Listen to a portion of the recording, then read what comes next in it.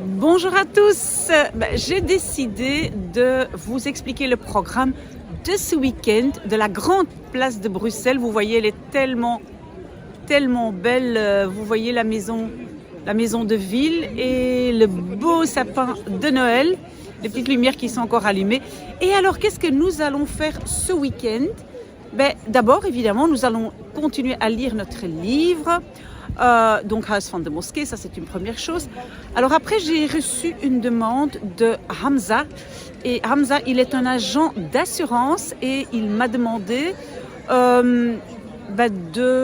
d'écrire un texte ou un dialogue pour pouvoir se débrouiller avec des clients au téléphone. Donc je vais essayer de voir ça. Il a aussi demandé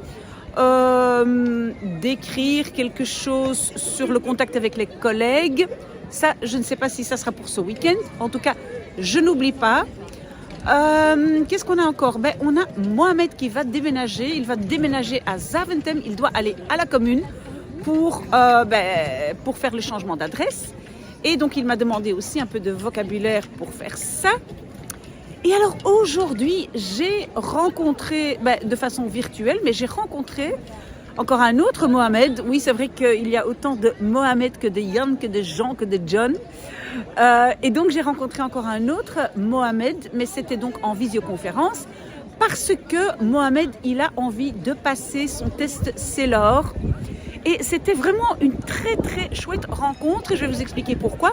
Parce que donc, Mohamed travaille à la fonction publique. Et évidemment, quand on passe le test CELOR, on a aussi, je pense, une prime. Donc peut-être on est payé un peu plus. Mais Mohamed, il a plus d'ambition que ça. Et en fait, il m'a expliqué que là où il travaille, il y a plus ou moins 65% de ses collègues qui sont néerlandophones. Et Mohamed, il a décidé de... Ah, vous voyez derrière moi, vous voyez un cheval... Ok, et donc, oui, qu'est-ce que je disais? Donc, Mohamed, il a plus d'ambition que ça et il a dit que comme il y a quand même 60% de mes collègues qui sont néerlandophones, moi, je trouve que je dois absolument améliorer mon néerlandais parce que pour l'instant, c'est eux qui font l'effort de parler français. Mais Mohamed, qui a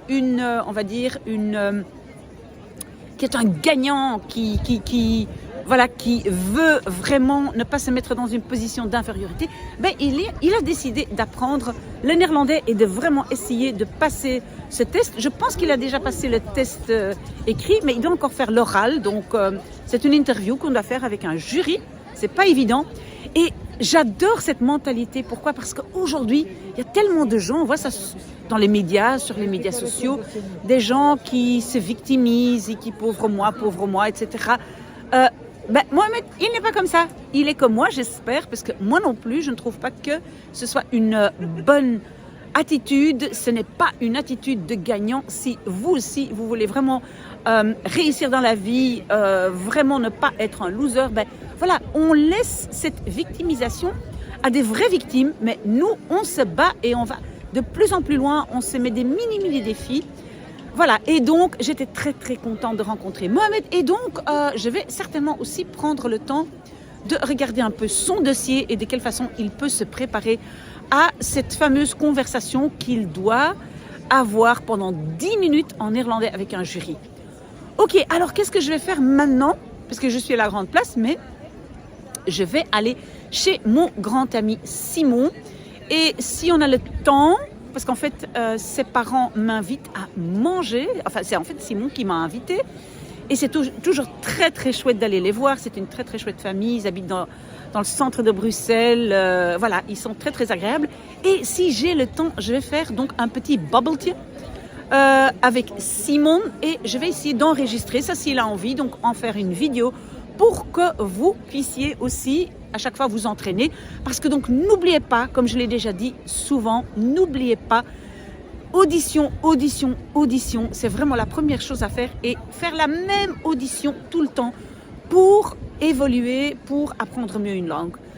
Je pense avoir fait le tour. Oui, on aura aussi notre conversation avec le Blablanet. Ça, évidemment, on ne change pas les bonnes habitudes. Mais voilà les vidéos que je vais essayer de faire ce week-end. On est aujourd'hui? Oui, on est vendredi. Alors si je vous ai oublié, s'il vous plaît, ne soyez pas fâchés contre moi, mais dites-le moi, je fais tout ce que je peux. Donc j'espère vous voir dimanche, donc pas demain, mais après-demain. Profitez bien.